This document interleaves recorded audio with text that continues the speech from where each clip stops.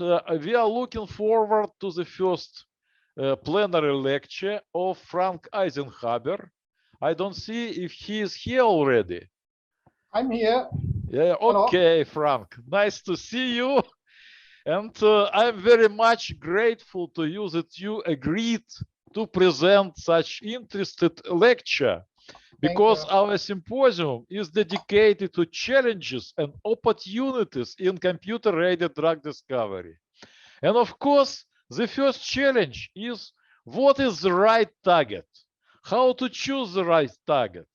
And Frank Eisenhaber, whom I know many years, since he was a student in the second Moscow Medical State University, and then in MBL in Heidelberg, then he was head of laboratory in Austria and currently headed the research institute, Astar Bioinformatics Institute in Singapore. And of course, you may see more detailed information about Frank just clicking on his name in the program of symposium at the symposium website. And of course, you can see also such information about all speakers. This will help to save the time for the lectures. With this, actually, Frank, you are welcome. Podium is yours. Thank you. Thank you. I'm happy to be given the opportunity to talk in this conference. I try to share my screen now. I hope it will work.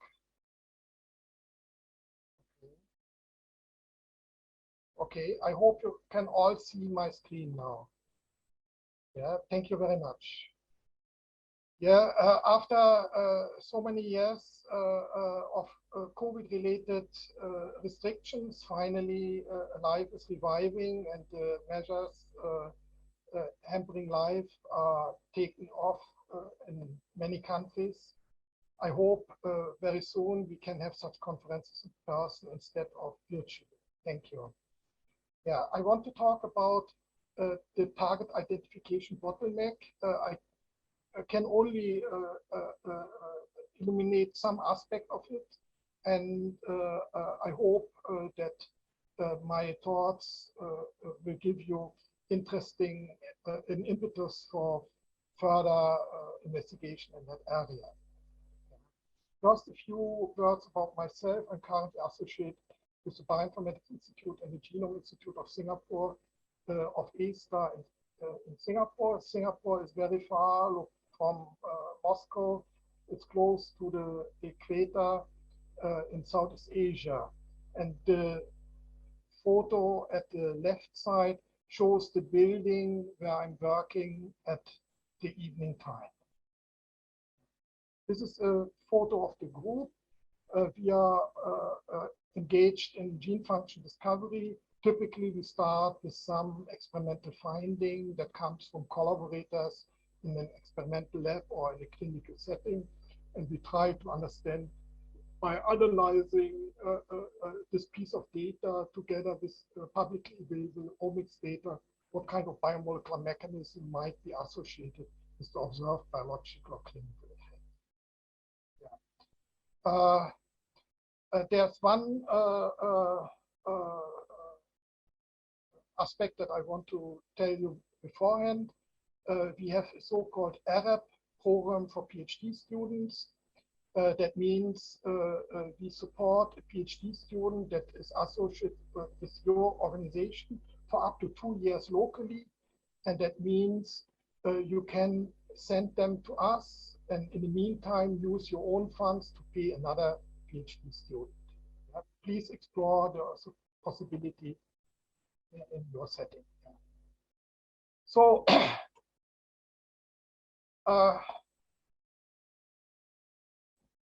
very few human proteins are currently used as targets for pharmaceutical agents. Yeah. As of May this year, 813 human proteins are known as targets for FDA-approved drugs. These are typically receptors, ion channels, enzymes, and carrier molecules. most of all drug targets, more than 95%, are protein. The known biomolecular mechanism and the genetic proof for a target and a drug drastically enhances the success rate of approval in the drug development process. At the same time, industry complains about increasing lack of new target supply from academia. Then, at the same time, out of the 25,000 proteins generated from the human genomes, more than 5,000 are considered druggable by theoretical considerations. Yeah. I want to tell you one story of biomolecular mechanism discovery to give you an idea about the difficulties that people encounter in the process. It's the story of the function discovery of SUGCT. It started in 2008 when sequence analytical consideration told us that this, at that time, uncharacterized human gene codes for a coenzyme transferase protein. It was below threshold for significance, but certain critical conservation patterns important for the type of molecular function were conserved, and we were quite sure that this is a correct interpretation. Yeah. Then we started to explore this hypothesis experimentally, and first we had unsuccessful biochemical experiments in the laboratory. Since 2011, we analyzed mouse knockouts together with collaborators. In 2014, several papers appeared that showed the phenotype of patients having a mutation in their gene, and it was clear that let's say they are normal except for the fact that they have glutaric acid in their urine in excess. And it was also shown that the enzyme, let's say, obviously it's then glutaryl coenzyme A synthetase, and it was found to be mitochondrial localized. That the phenotypic function of that enzyme was still unknown, and we tried to find this with mouse knockout experiments. And as in many cases, serendipity plays a role, and the postdoc involved in the work forgot to sacrifice the mice before leaving for holidays. And after returning, the postdoc was surprised to find a lot of fat mice in the animal house. And we understood that, let's say, this knockout is somehow furthering the weight gain of the experimental animals. And we found also that the knockout of the C7-OFF10 gene is associated with chronic inflammation in liver and kidney. Another very surprising, also serendipitous finding was that the application of antibiotics for the knockout mice creates the appearance of a normal phenotype with the composition in the urine that is undistinguishable from the wild type. As a result, we could conclude that C7-OFF10 is glutaryl coenzyme A synthetase, and the gene knockout is affecting the ability of the processing of metabolites that are created by the gut microflora, and the insufficient function of this pathway leads to a metabolic syndrome associated with chronic inflammation of inner organs and obesity. There is lots of other uncharacterized genes in the human genome that do not have an essential short-term function, but apparently they have a role in aging and in chronic disease. And one would think that the unprecedented support for biological science would lead to increased levels of biomolecular mechanism discovery and function discovery of uncharacterized genes. When we look into the literature, we find that the total amount of publications after 2000 equals to the total amount of life science publications in all history of mankind until 2000. So indeed, there's an unprecedented intensity of activity in the life science area in many countries in the world. Yeah. But as we all know, the let's say the number of publications can be inflated, especially if people are measured in their performance by the number of papers. And we thought hard, how can we measure the progress in life science with something more substantial than just the number of publications? And we concluded that maybe the mentioning of gene names can be used as a macro indicator for the innovativeness of the life science research quality. Yeah, it's similar. One can measure the GDP in dollars, and one can measure the GDP in the amount of electrical energy consumed. And the inflation will drive the number of dollars easily up. Whereas on a short and medium term range, let's say an increase in the actual GDP can only happen with a larger amount of electricity consumed. Yeah? So mentioning of gene names is a good indicator for innovativeness of life science research. Yeah.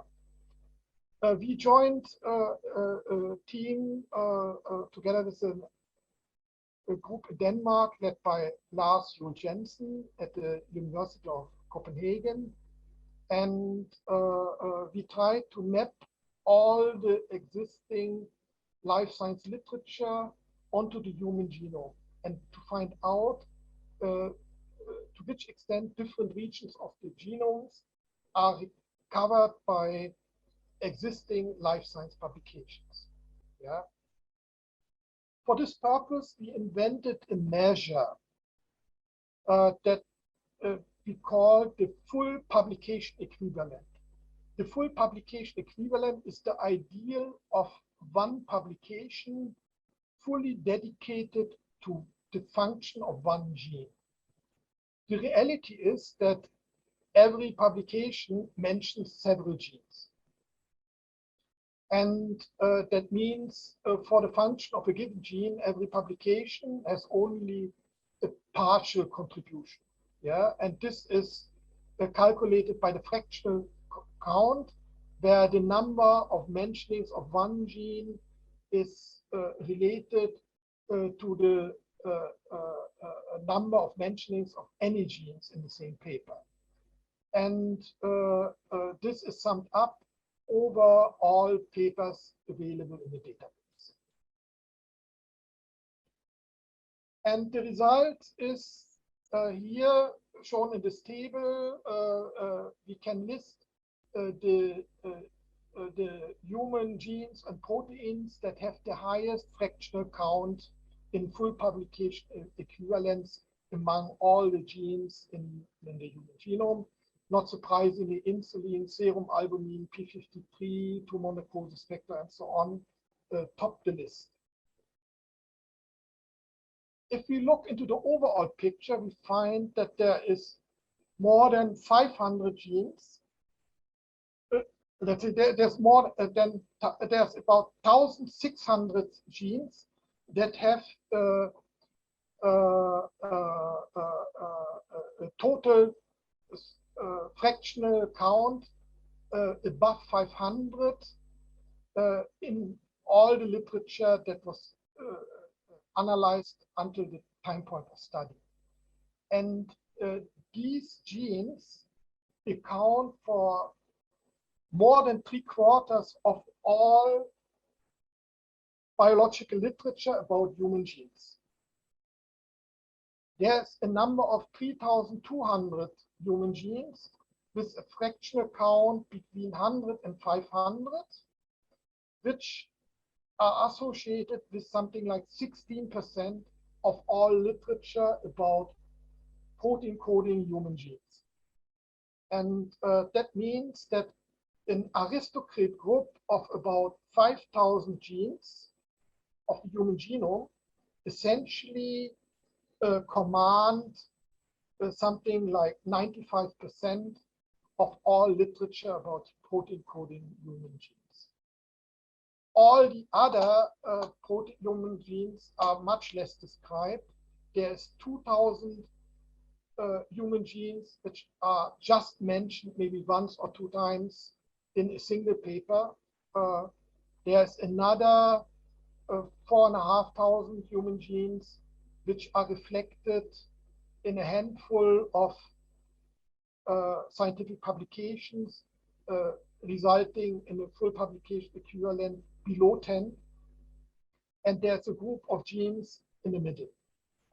Graphically, you can see here that the red and the blue, the red and the green fraction, which make up something like a fifth or less than a quarter of the human genes, are essentially responsible for, let's say, the overwhelming part of literature about protein coding human genes.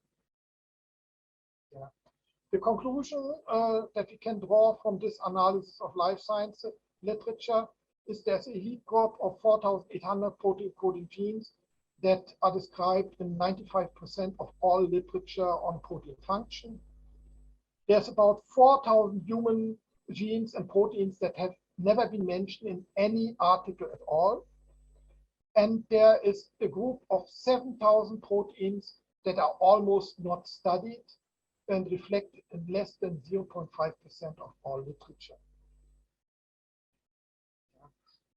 We see a similar picture for non-coding RNAs. In total, less than 3,000 non-coding RNA genes are mentioned in the literature, out of which 2,200 non-coding RNAs are described in 5% of all literature about non-coding RNAs, and 120 elite non-coding RNAs are covered by 3/4 of all of the literature. So maybe the current state is not so exciting, but maybe the trends are good, and we get increasingly more information about the genes not studied before. This is the result showing us the trends in the literature about newly appearing names in the articles. The blue curve shows us the number of human genes that appeared in the literature in that year for the first time. Then the orange line shows the number of human genes that crossed one full publication equivalent in the literature in that year for the first time, and so on. Yeah. So this turquoise line shows us the number of human genes that crossed the threshold of 500 full publication equivalents for the first time in that year. Yeah. You see very clearly that there's a general trend of growth until the year 2000. And there is a collapse of the number of articles for the gene names appearing for the first time in scientific articles after 2000, as well as for human genes that cross certain low full publication equivalent thresholds. That means that after 2000, the likelihood of finding an article about an uncharacterized or not very much characterized gene has drastically gone down, despite an unbelievable range of activity in the biological life science area in general. The only group of genes that had a steady growth after 2000 were the genes that were well studied already before. We see that the greatest increase is in the number of genes that have 500 full publication equivalents or more. There's still a growth in the area of genes having 100 full publication equivalents or 75 or 50 full publication equivalents, but essentially up to maybe let's say 30 full publication equivalents, there's a drop of the number of genes crossing this threshold in that year to all the range. Yeah. This table shows us quantitatively what we have seen in the figure before. The highest increase of new publication was for uncharacterized genes until 1974. The trend remained in the 20 years thereafter. There were high growth of literature about all ranges of uncharacterized and lowly characterized genes, and there was moderate increase only for the well-characterized genes or human protein coding genes in that period of time. The picture completely changed after 2000. There was a huge drop in newly appearing literature for uncharacterized genes and not very well characterized genes, but there's a dramatic increase of the slope in the curve of gene numbers crossing a very high full publication equivalent thresholds. So now we can estimate how much did we lose during the time from 2000 if at least the status of 2000 would have maintained until today. Yeah. So for example, at least 4,000 new genes would have been mentioned in the literature at least once if we had the same level of biomolecular mechanism discovery as in 2000 until this year. That means that among the 4,000 genes that have never been mentioned in the literature before and have never been mentioned in the literature until now, they all would have got at least one paper dedicated to their function. Similarly, 6,000 human genes have not crossed the threshold of one full publication equivalent because research work on not well characterized genes was not supported during the last 20 years. 11,000 genes didn't cross the 5 FPE threshold in the same period of time. Yeah. To summarize, there was a trend for strong superlinear growth of new function discovery until 2000. There was a steady decline of new function discovery after 2000, and the accumulated deficit in the past years is dramatic, and it would have been a qualitative change in the level of function discovery and gene function description compared to the status that we have now. Essentially, every gene would have at least some annotation about molecular, cellular, and phenotypic function to be associated. The currently fastest growing group is the group of human genes, human protein encoding genes that has been well studied anyhow. So the stream of papers about 353 and other well-studied proteins is only growing from year to year. So we can use this data to extrapolate in the future when it will when we will achieve some function discovery for any human gene. It will take about 50 to 100 years if the level of function discovery will not drop further compared with the last decade. Faster and cheaper sequencing means mainly many more non-understood sequences. And a few thoughts about explanations. The decline is not due to universities in Cairo, Dhaka, and so on, but due to the change in well-known top places. I think that the structure of financing research drives people away from risky projects. Something like short-term contracts, even for faculty and PIs. When the gene function discovery project takes maybe 10 years. And the need for preliminary data at grant application stage will also disfavor work on uncharacterized genes. So there will be dramatic progress in the biological understanding and clinical application where biomolecular mechanisms are well understood.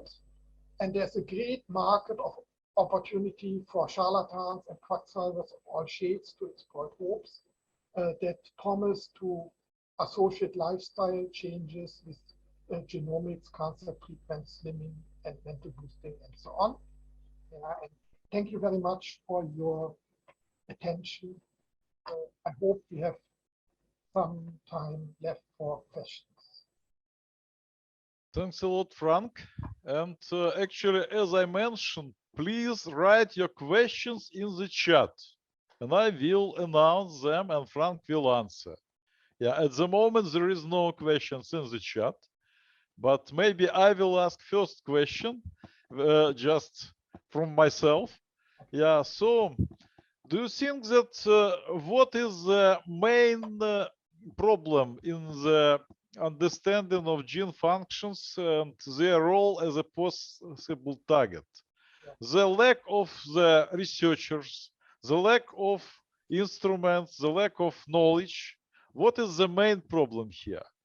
I think, let's say, there's no lack of researchers. There's no lack of talented people. I don't think there's a lack of instruments or consumables, maybe at some places. Yeah, but there's a lack of people that can dedicate their effort into long-term risky projects. Yeah, let's say working in the area of uncharacterized genes is not something where you can earn credentials in a year or a couple of months. Yeah, it will take a dedicated engagement, overcoming lots of difficulties in a process over many years.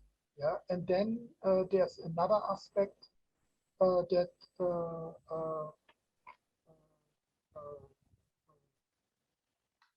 let's say every gene function discovery is individual.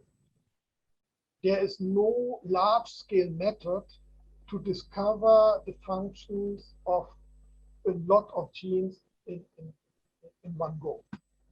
Yeah, so otherwise these genes would all be identical.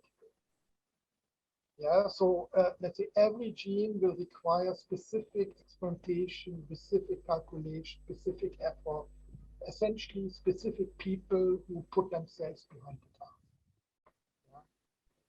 Okay. So I think these two aspects are the difference. Thank you so much. And we have now some questions in the chat. In particular, Dmitry Shulga asks, do the big pharma companies also understand the need for new good drug targets? Indeed, they do. Yeah, and let's say the choice of a drug target is usually among the targets with known biomolecular mechanisms. Essentially, the pharmaceutical intervention is aimed at interfering into known biomolecular mechanisms. If nothing is really known, then they have very few substances to work upon. Yeah. I recall a conversation with a research director of a Japanese pharmaceutical company, and he said to me that as a result of the absence of good targets, they started working on rare diseases where the mechanisms are known, understanding that the type of treatments they might develop will result in super expensive cures, but at least the likelihood that they will come up with something successfully is available there. Yeah. Whereas, let's say, in the area of diabetes or let's say many diseases that have mass occurrences in the population, there are, let's say, the supply of new good targets is known by molecular mechanism is very slow, yeah, and unsatisfactory for them. Yeah, they know about it. Yeah. Okay, we have some other questions. Oleg Sharipov asks, how much of a problem is competition for resources between the researchers of the same field? Let's say I have worked in a lot of how to say grant commissions in a number of countries, and I observed the problem is always the same. On the one hand, the horizon of the grant is usually too short to address a really serious problem.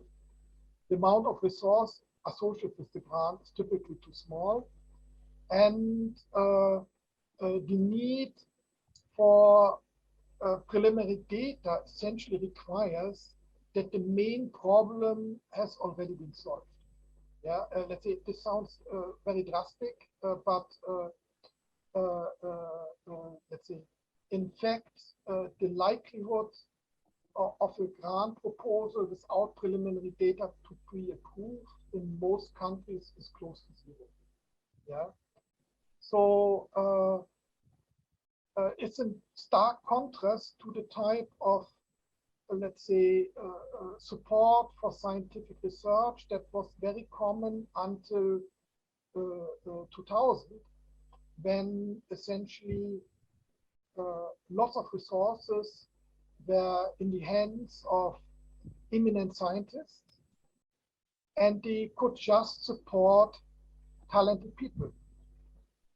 Yeah, in the hope that the pure talent and the collaborative environment in the institutions will enable people to make scientific breakthroughs. Yeah, I think there is a problem how finances are directed into the scientific system. It's maybe not much that the scientists can do something on their own, but for the funding organization to think about it. Yeah, some organizations still know that very well. Yeah, so for example, the Institute of Molecular Biotechnology in Vienna, where I had been working for 8 years, from 1999 to 2007, is still following the old model. They try to find talented young people, give them resources for a period of 8 years, and expect them to achieve something extraordinary. Yeah. let's say, people there essentially don't need hands to run their research. Okay, the next question. Kunal Roy asks, how to prioritize newly identified targets for drug development? Yeah, so this is usually an evaluation of the biomolecular mechanism that where the drug target is involved. Let's say, if, let's say, for example, genetic experiments show that inhibiting or activating a certain target changes the phenotypic outcome, then this is a high priority target for treating the pathology. Yeah. If we cannot show that, then we have a problem. Yeah. Usually, no other considerations are applied because the number of targets is so scarce that there's not much to choose from that. Yeah, thank you. Okay. And Yuri Orlov asks, does Singapore remain hub for pharma industry this year due to COVID-19 related drug development?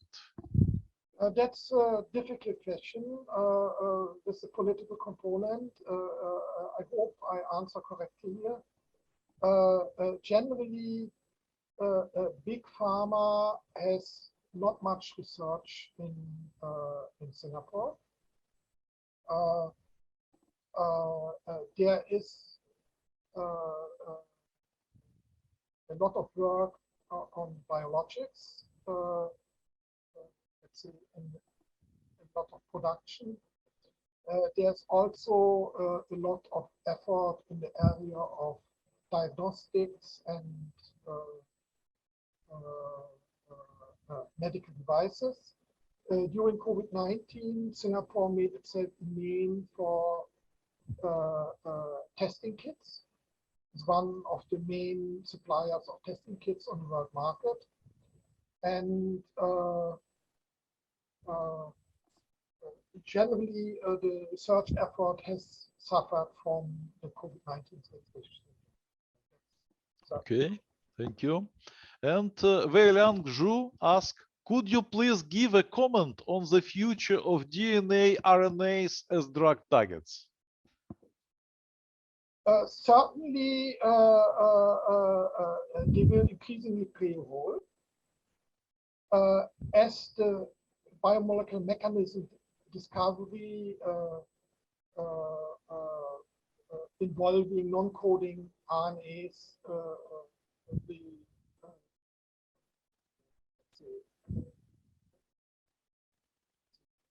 becoming more successful. Yeah. RNAs fall into structures similar to proteins and have binding sites, and some of them have enzymatic activity. And it's known that their activity can be influenced by drug molecules. Certainly, this will play a role in the future, but I don't think in the short term. Okay, Yeah. thank you. Yeah. Yeah, that's all questions in the chat, but maybe one question from my side. Yeah, please. We are discussing the targets as separate biomacromolecules, in particular proteins. But each protein is working in complex with other proteins. So if the particular assays based on one protein could give the answer relating the priorities of target or promising finding something against this disease? Let's say you want to say that putting all the interest and attention on one protein target, when generally what you have is a network that is behind the. Sure. Yeah, let's say it's a simplification. Certainly it is. Yeah. One could imagine that you apply a cocktail of drugs to adjust activity of several targets at the same time to a certain level. Yeah, I could imagine some type of approach in this play. Yeah, but but I think it's also more, let's say, the future, let's say, more systemic treatment of the problem. Currently, I think the one target, one drug approach still has a lot of opportunity, and given the level of knowledge of biomolecular mechanisms and the non-knowledge of lots of side effects that the same drug might have with unknown targets, I think it's a complexity that we have still difficulties to handle. So let's say the more systemic idea to influence several targets in parallel might be out of reach in most of the cases at the moment. Okay, thank you, Frank. Okay. And since there are no questions in the chat, I just would like to comment your latest statement, because just in COVID-19 recently we have the synergism.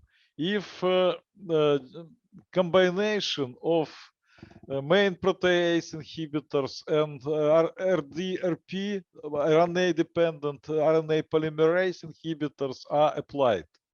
So actually, cocktail of drugs that you mentioned actually provide some synergism, even in such acute situation as COVID-19. Yeah, let's say there are certain specific, let's say, situations where cocktails of interventions are applied.